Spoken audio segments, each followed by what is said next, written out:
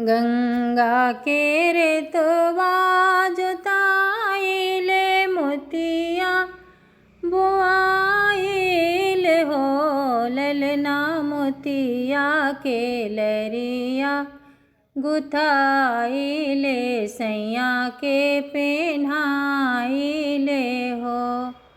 सुरतहिया में बसाइले नैना से निहारिले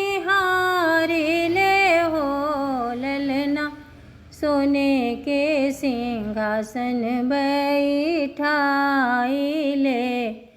आरती उतारिले हो।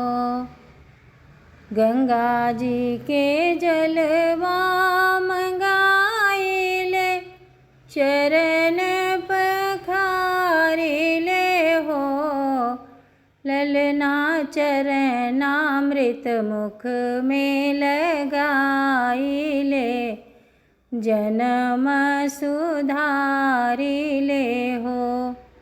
रची रची से जिया लगाइले सैया के सुताइले हो। ललना धीरे धीरे पौआ दबाइले हंसी के हंसाइले हो। एक मंगन हम मांगिले कही कबुलाइले हो। ललना नित उठी दर्शन चाहिले प्रेम दरसाई।